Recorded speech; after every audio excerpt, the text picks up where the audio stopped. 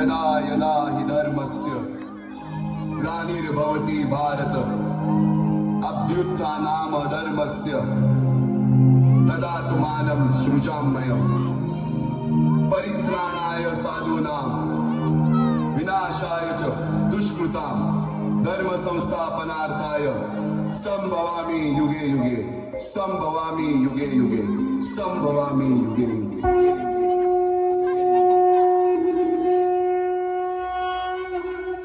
जेव्हा जेव्हा धर्मावर ग्लानी येईल, जेव्हा जेव्हा धर्म वाढेल, तेव्हा तेव्हा सज्जनांच्या रक्षणासाठी, दुष्टांच्या संहारासाठी, धर्माची स्थापना करण्यासाठी मी युगानयुगे जन्म घेईन.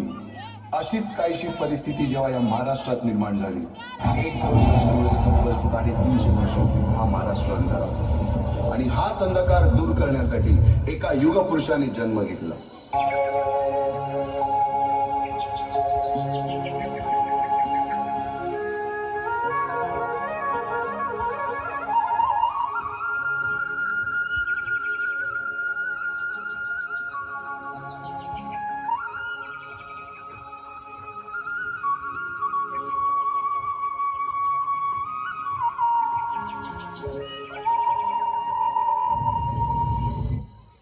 महाराष्ट्राचा सुखाने नांदत असताना एक दुष्ट कालयवनाची वक्रदृष्टी महाराष्ट्रावर. महाराष्ट्र परकीय स्वारांच्या टाचेखाली वरडला जातो. अपहरण, अपमान, जुलूम, जबरदस्ती, अन्याय, अत्याचार, मंदिरांची तोडफोड, स्त्रियांची, धनधान्यांची लुटालूट थांबत नव्हती. जेव्हा आपल्याच घरात गोठ्यातली गाय आणि घरातील माय असुरक्षित होते, तेव्हा घरातलाच अंधकार मनात घर करून बसतो. अशा वेळी साधू, संत, लहान, थोर, लेकी, बाई अवघा महाराष्ट्र देवाला गाराणं घालतोय. अरे जेजुरीच्या खंडोबा, पंढरपूरच्या खंडोबा, तुळजापूरच्या भवानी आई, दारुगड, दारुगड आई, दारुगड.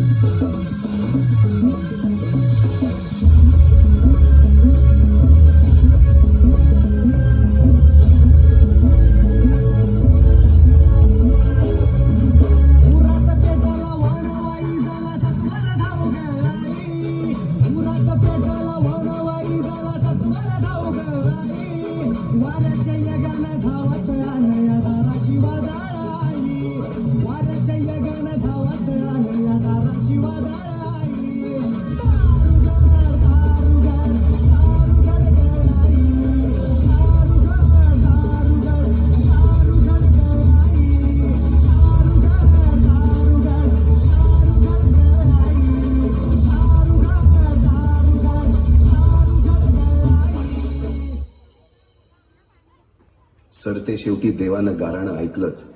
शालिवन शके 1551 शुक्ल नाम संवत्सर उत्तरायण शिशिर ऋतू फाल्गुन वद्य तृतीयेला सायंकाळी शुभ लग्न उदित असता कलियुगातील नरसिंहाचा, ग्रहमंडलातील सूर्याचा, नक्षत्रातील ध्रुवाचा, या सम छत्रपती शिवरायांचा शिवनेरीवर जन्म झाला.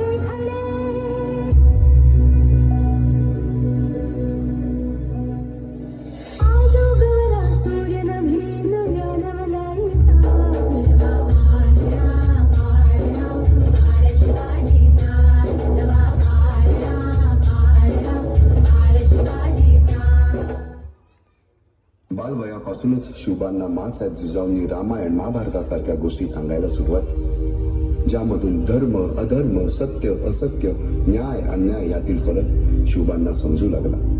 तसेच शस्त्रास्त्र व शास्त्र या शिक्षणासाठी शहाजी राजांनी अनेक कर्तबगार माणसे नेमली, जसे की दादोजी कोंडदेव, बाळकृष्ण पंत, रघुनाथ पंत, शामराज पंत अशा अनेक कर्तबगार माणसांच्या नेतृत्वाखाली महाराज बालवयापासूनच घडू लागले.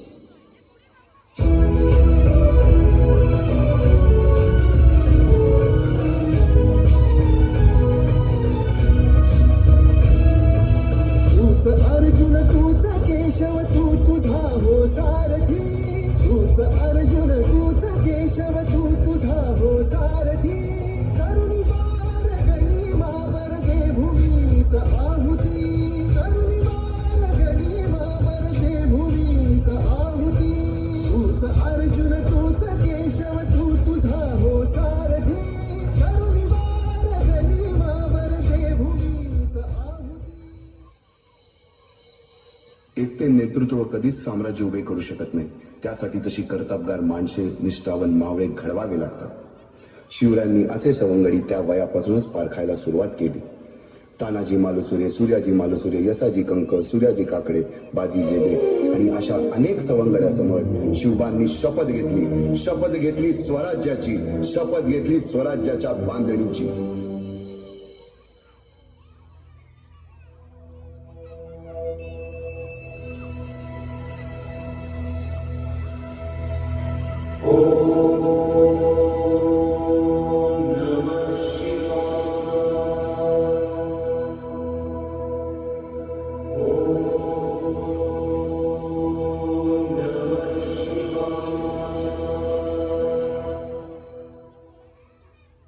आम्ही मराठे यवनांची पीडा नष्ट करण्यासाठी हिंदवी स्वराज्य स्थापन करीत आहोत. यवनांची पीडा नष्ट करण्यासाठी हिंदवी स्वराज्य स्थापन करीत आहोत. राष्ट्रभावनेने संघटन करून राष्ट्रभावनेने संघटन करून देशावरील परकीयांचे आक्रमण नष्ट करीत आहोत. देशावरील परकीयांचे आक्रमण नष्ट करीत आहोत. स्वकीय व परकीय शत्रूंचे उच्चाटन करण्यासाठी स्वकीय व परकीय शत्रूंचे उच्चाटन करण्यासाठी स्वराज्य स्थापन करीत आहोत. स्वराज्य स्थापन करीत आहोत. यात तू आम्हास यश द्यावे, यात तू आम्हास यश द्यावे. हे राज्य व्हावे, हे राज्य व्हावे ही तर श्रींची इच्छा, ही तर श्रींची इच्छा. रायरेश्वरासमोर शपथ घेतली आणि स्वराज्याची घोडदौड सुरू झाली. तोरणा किल्ला घेऊन स्वराज्याचे तोरण बांधले. पुढे मुरुंब देवाचा डोंगर, कुवारी गड, सुभान मंगल, कोंढाणा, शिरवळचा किल्ला, पुरंदर आणि 12 मावळ स्वतंत्र झाला. पुढे राजांनी पराक्रमाने जावळी देखील घेतली. परंतु त्यानंतर स्वराज्यावर ओढवले भले मोठे संकट. ते संकट म्हणजे अफजल खान.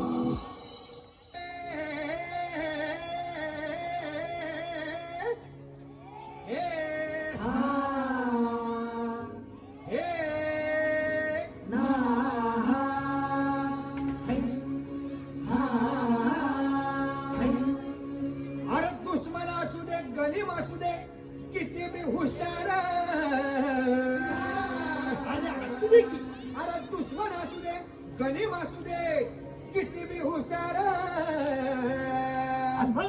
शिवरायांच्या बुद्धियुक्तीचा लागला पार, शिवरायांच्या बुद्धियुक्तीचा लागला पार, हे लागला पार, लागला पार, लागला पार, लागला पार, हे शिवरायांच्या बुद्धियुक्तीचा लागला पार.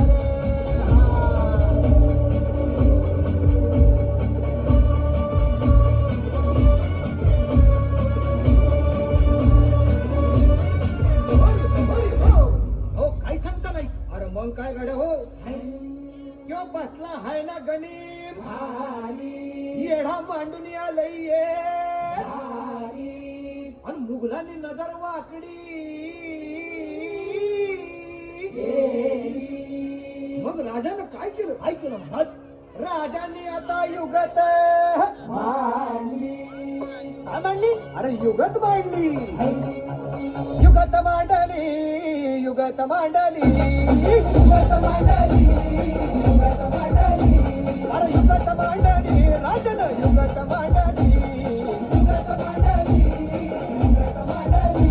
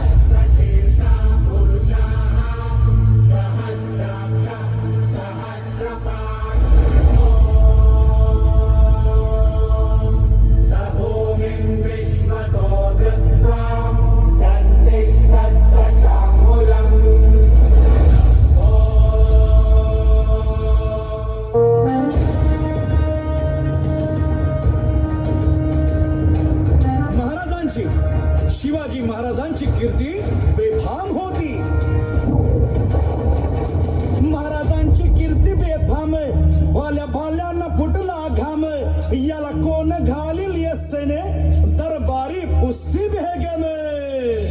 बडी बेगम म्हणजे अली आदिल शहाची आई बर का.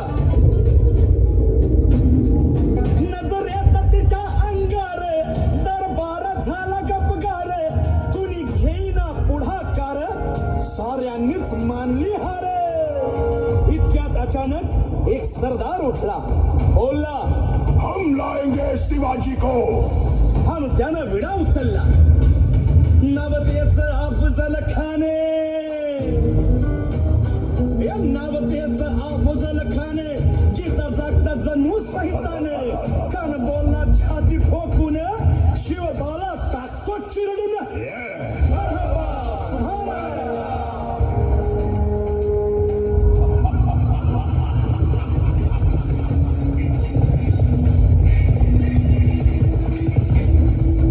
आता शिवबाचं काही खरं नाही. इकडं निजाम, तिकडं मोगल, पलीकडं इंग्रज. जो तो हेच बोलू लागला. महाराज आपला जीव मोलाचा आहे. खानाचं सैन्य अफाट आहे. त्याच्या समोर आपला टिकाव लागणं अवघड आहे. काही दिवसांसाठी आपण कुठेतरी अज्ञातस्थळी निघून जा. काय म्हणालात रायबा? मासाहेब, आम्हाला आमच्या जीवाची पर्वा नाही. राजांचा जीव वाचणं गरजेचं आहे. रायबा, शिवबा केवळ आमचा पुत्र नाही तर अवघ्या मराठी जनांचा स्वाभिमान आहे. या मातेने आपला पुत्र गमावला तरी 72, परंतु भ्याडपणे पळून जाऊन या मराठी मुलखाचा स्वाभिमान गमावता कामा नये. अशा वाघिणीचा त्यो छावा. बाळासाहेब आपला पुत्र आणि मराठी मुलकाचा स्वाभिमान विजयी टिळा लावूनच परत अशा वाघिणीचा त्यो छावा. तथास्तु. गनिमाला कसा ठेचावा, डोक्यात नेहमी कावा. भेटीचा धाडला सांगावा. खानाच्या भेटीसाठी महाराजांना एक शानदार शामियाना उभारला होता. आणि अशा या शामियान्यात खान डौलत डुले गेला. खान डौलत डुले गेला. सय्यद बनला त्याच्या संगतीला. सय्यद बनला त्याच्या संगतीला. शिवबाच्या संगती महाला.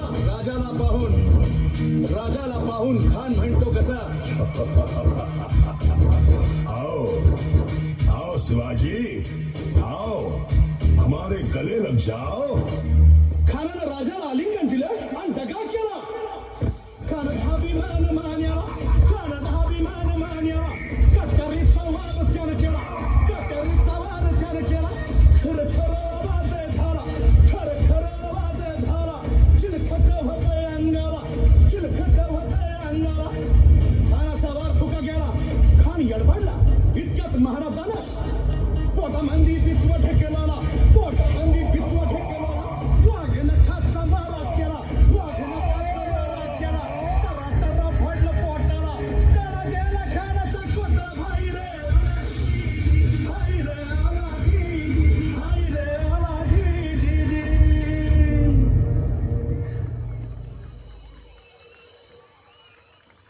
अफजल खानाच्या वधानंतर महाराजांनी स्वराज्यवाढीची मोहीमच हाती घेतली. पाहता पाहता पन्हाळ्यापर्यंतचा प्रदेश जिंकून घेतला. कोकणही ताब्यात घेतले. सर्वत्र फक्त विजयच विजय दिसू लागला. हिंदवी स्वराज्य वाढू लागले. अशा या वाढत्या हिंदवी स्वराज्यावरती संकटे येतच होती. पुढे स्वराज्यावर संकट आले ते म्हणजे सिद्धीचे. सिद्धी जोहरचे.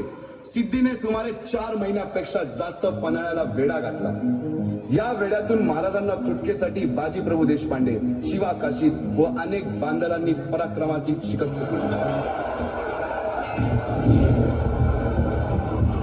समोर मृत्यू दिसून सुद्धा शिवा काशीद प्रति शिवराय बनून सिद्धीच्या शामियानात जातात.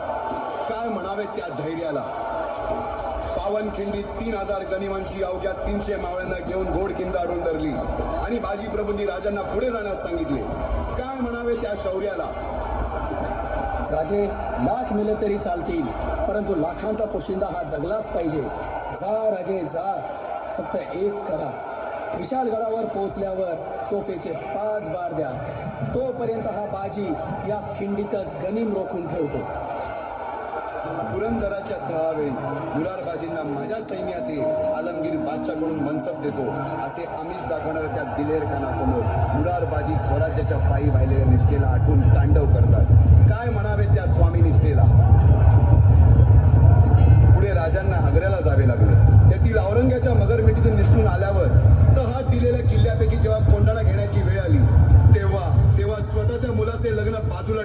सुभेदार तानाजी मालुसरे पुढे आले.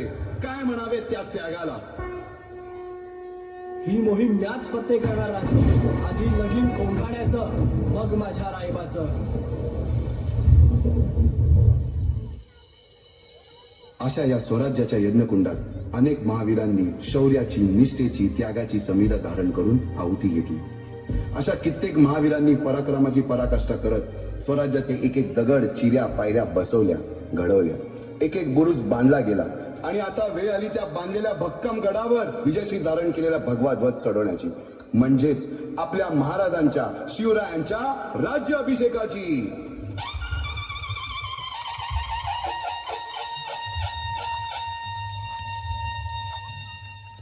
350 वर्षाच्या काळारात्रीनंतर अरुणोदय झाला. भगवंतांनी दिलेला शब्द खरा झाला. हिंदवी स्वराज्य स्थापन करणारा, यवनांची पीडा नष्ट करणारा जाणता राजा राज्य अभिषेकासाठी सज्ज झाला.